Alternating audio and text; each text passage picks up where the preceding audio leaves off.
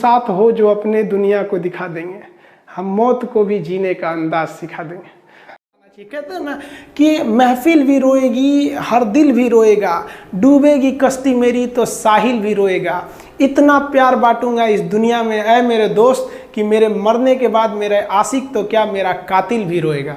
और दुनिया में ना किसी भी समस्या है भाई, उसका सबसे अच्छा एक टोल फ्री नंबर है। दुनिया की कोई भी समस्या का सबसे टोल फ्री नंबर है दोस्त। एक बढ़िया दोस्त बनाओ भाई, 2-4 लोगों का, और उनसे ही आप पढ़ाई लिखाई हर तरह के डिस्कस करते रहो।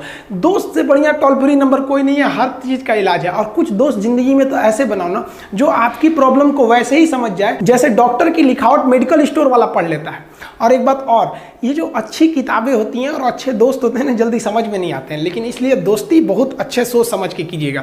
क्योंकि कहा जाता है कि एक आम 10 आम को सड़ा सकता है, लेकिन 10 अच्छा आम एक सड़े हुए आम को कभी ठीक नहीं कर सकते हैं। इसलिए अगर आपको कोई आपके सर्किल में, कोई आपके करियर में कोई बाधा आता है तो तुरंत बाहर कीजिए, उनसे कोई इग्नोर मत कीजिए।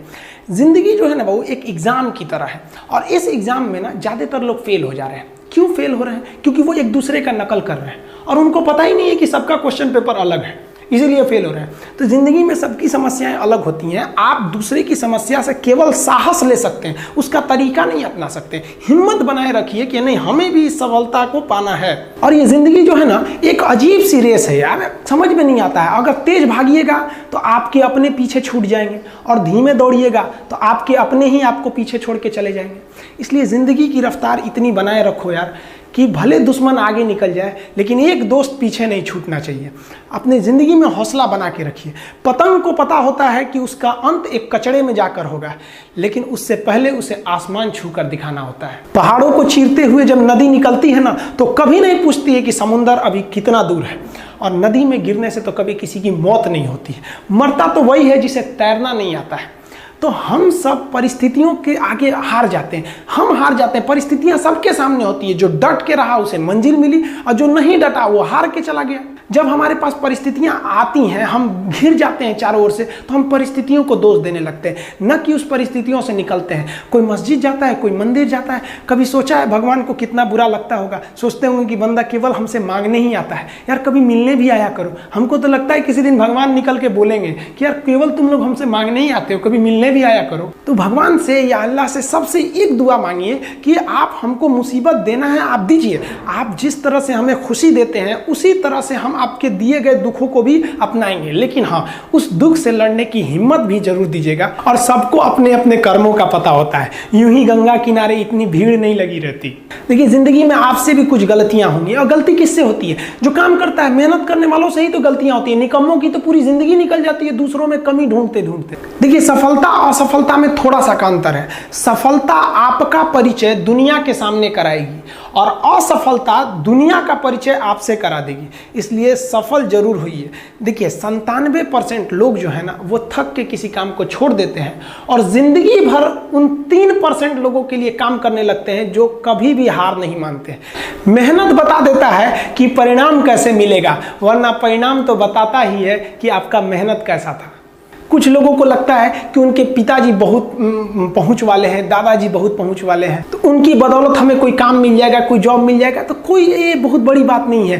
पहचान से मिला काम बहुत देर तक नहीं रहती है, लेकिन काम से मिलने वाली पहचान आजीवन रहती है। हम स्टूडेंट्स को कहना चाहेंगे, आजकल स्टूडेंट्स को पता नहीं क्या हो गया है ना, सोचना वो लड़की के पीछे पगलाया है, कहता है कि लव हो गया। भाई दुनिया में लव नहीं होता है किसी से, ये एक अट्रैक्शन है सबको। मान लीजिए मेल है तो उसे फीमेल से होगा, फीमेल से है तो उसे मेल से होगा। तो कोई कैसे कहेगा कि हम तुम्हारी ओर अट्रैक्ट हो रहे हैं? तो उसको छुपाने के लिए कहता है हमको लव हो गया। भैया लव अब नहीं हो गया। अगर आपसे कोई कहता है ना कि आपको वो आपसे ट्रू लव करता है, तो उससे कहिएगा कि हमको अभी मेरा किडनी खराब हो गया, 1 लाख रुपए की ज़रूरत है, नहीं देगा।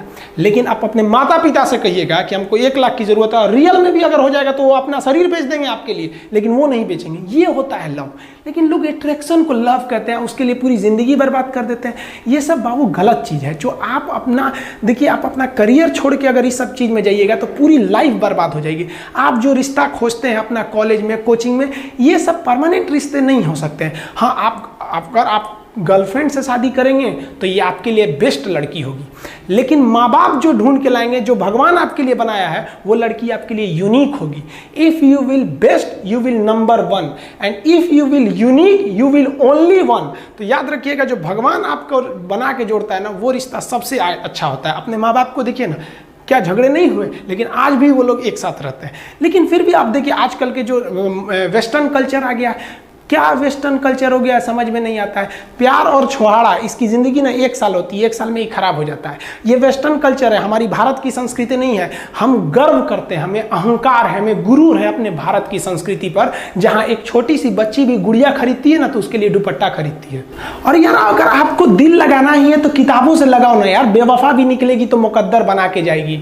दिन ना सबके लिए 24 घंटा का होता है, ऐसा नहीं है कि आपको अलग से वक्त मिलेगा, लेकिन इसी 24 घंटे में किसी को प्यार करके पति बनने का शौक है तो किसी को मेहनत करके करोड़पति बनने का शौक है। तो आप डिसाइड करिए आपको क्या बनना है, क्योंकि बरसों बाद जब लोग ये मिलेंगे ना आपसे तो ये नहीं पूछेंगे कि कितनी गर्लफ्रेंड है, लोग पूछेंगे कमाता कितना है, हैसियत कितनी है तुम्हारी। ये दुनिया का उसूल है कि लोग कभी भी आपसे खैरियत नहीं, आपकी हैसियत पूछते हैं। लोग एक दूसरे से वादा करते हैं कि तुम्हारा जिंदगी भर साथ निभाएंगे, कोई किसी का साथ नहीं निभाता है। लोग अर्थी और जनाजा भी ले जाते हैं ना 2 कदम, तो कंधे बदल बदल के ले जाते हैं, जबकि पता है कि आखिरी मुलाकात है। और लोग यहाँ कंधा बदल बदल के ले जा रहे हैं और लोग वादे कर रहे हैं कि जिंदगी भर साथ निभाएंगे, कोई साथ नहीं निभाता है। हम आप सब लड़का लड़की से कहना चाहेंगे कि अभी वक्त है, अभी सर झुका के पढ़ लीजिए। वादा है आपसे कि जिला में सबसे ऊंचा सर आपका होगा, लेकिन अगर अभी आप सोचिएगा आराम करने के लिए, पूरी जिंदगी आपको तकलीफ उठानी पड़ेगी। अगर आज आप किताबों के दीवाने हो गए ना तो कल दुनिया आपकी दीवानी हो जाएगी। किसी ड्रीम गर्ल के लिए ना अपने माँ बाप के ड्रीम को कभी नहीं छोड़ना चाहिए। आप लोग जो सोचते हैं ना इधर उधर, वो खुशी तो आप लोगों ने कभी देखा ही नहीं। कोई स्टूडेंट अभी तक खुशी नहीं देखा। हम आपको व्यक्तिगत बताते हैं। देखिए खुशी कब मिलेगी आपको, जिस दिन आपको जॉब मिलेगा ना, और जो पहली सैलरी मिलेगी वो भी नहीं खुशी है। जब आप अपनी पहली सैलरी ले जाके अपनी माँ के हाथों में देंगे ना तो आपकी आंखों में आंसू होगा।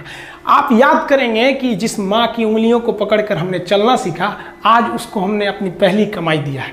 और जब कमाने लगेंगे ना तब समझ में आएगा कि लाखों रुपए की अहमियत कुछ नहीं है, वो 1 रुपए के आगे जब माँ स्कूल जाते वक्त दिया करती थी। और गौर से देखा करो अपने माँ बाप के आंखों में, ये वो आईने होते हैं जिसमें बच्चे कभी बूढ़े नहीं होते। देखिए जीवन में ना अपने अंदर से अहंकार बिल्कुल निकाल दीजिएगा। अहंकार बहुत ही खराब चीज है। कहते हैं कि अहंकार में इंसान को इंसान नहीं दिखता, छत पे चढ़ जाओ तो खुद का मकान नहीं दिखता। अहंकार नहीं करना चाहिए। छत को बहुत गुरूर था छत होने का, 1 मंजिल और बनी और छत फर्श हो गया। अहंकार कभी नहीं कीजिएगा। तूफान ज्यादा होती है तो कश्ती डूब जाती है, और घमंड ज्यादा हो जाती है तो हस्ती डूब जाती है। जिस दिन आपको घमंड होने लगे ना अपने आप के ऊपर कि हम बहुत बड़े हो गए हैं, हम बहुत पढ़ लिए हैं, हम बहुत सक्सेसफुल मैन हो गए, हम बहुत बड़े बिजनेसमैन, हम बहुत, मतलब जिस दिन आपको घमंड हो गया ना उस दिन आप शमशान घाट में जाके दिखेगा आपसे नायाब लोग, आपसे अच्छे लोग वहां खाक बन गए। दुनिया में ना किसी से जलन नहीं रखनी चाहिए। देखिए माचिस जो होता है ना दूसरे को जला देता है, लेकिन कभी माचिस को देखें वो खुद को भी जला लेता है। अतः अगर आप दूसरे की बुराई करेंगे, दूसरे के पीछे रहेंगे ना तो इसमें आपका लॉस होगा। और अगर आपकी कोई बुराई कर रहा है ना तो आपको खुश होना चाहिए कि आप आगे बढ़ रहे हैं। बुराई उसी का लोग करते हैं जो आगे बढ़ रहा होता है, जो पहले गिरा हुआ है उसकी लोग क्या बुराई करेंगे। और जब भी आपकी कोई बुराई करे तो आप उसे सहज स्वीकार करें, और आप उसे प्रूव मत कीजिए कि हम ये नहीं हैं। हम लोग गलती क्या करते हैं स्टूडेंट लोग कि प्रूव करने लगते हैं। नहीं, आपको अपने आप को इंप्रूव करना है। अगर कोई गलती हो गई है, आपको कोई बुराई कर रहा है तो आप उसको सहज स्वीकार कीजिए। जिस दिन आपके अंदर अपनी बुराई सुनने की क्षमता आ गई, यकीन मानिए आप सफलता के दहलीज पे अपनी पहली कदम रख दिए उसी दिन। लोहा जो होता है ना उसे कोई नहीं तोड़ सकता है, लेकिन उसी लोहे के अंदर का जो जंग लग जाता है ना, धीरे धीरे दीमक की तरह उस लोहे को खदड़ते जाता है। इसलिए अपने अंदर अहंकार को मत लाने दीजिएगा। लोग कहते हैं ना कि अहंकार बुरा है। जीवन में हम जो अनुभव किए हैं, अहंकार से भी खराब चीज होता है गुस्सा। देखिए अहंकार उत्पन्न ही नहीं होगा जब तक आपको गुस्सा नहीं आए। आप ऐसे नॉर्मल बैठे हैं और आप किसी से कहिएगा कि तुम्हारी क्या औकात है, जब तक आपको गुस्सा ना आए। तो अहंकार एक पेड़ है और गुस्सा उस पेड़ का जड़ है। इसलिए गुस्सा जिस दिन आया उस दिन आप बर्बाद हो जाएंगे। किसी भी व्यक्ति को बर्बाद कराने के लिए सबसे जरूरी है गुस्सा दिलाना। आपको पता है लोहार जो होता है, लोहार वो जानता है कि लोहे को हम ऐसे नहीं मोड़ सकते हैं, बहुत ही शक्तिशाली है। इसलिए लोहार ना इस लोहे को ना आग में डाल के इसे गुस्सा दिलाता है। जब ये गुस्से से लाल हो जाता है ना, तो जहां गुस्सा आया आप अपनी ताकत खो देते हैं, और ये लोहा अपनी ताकत खो देता है और एक मामूली हथौड़े के चोट से लोहा मुड़ जाता है। तो जिस दिन आपको गुस्सा आ गया, समझ जाइए कि आप अपनी ताकत खो रहे हैं।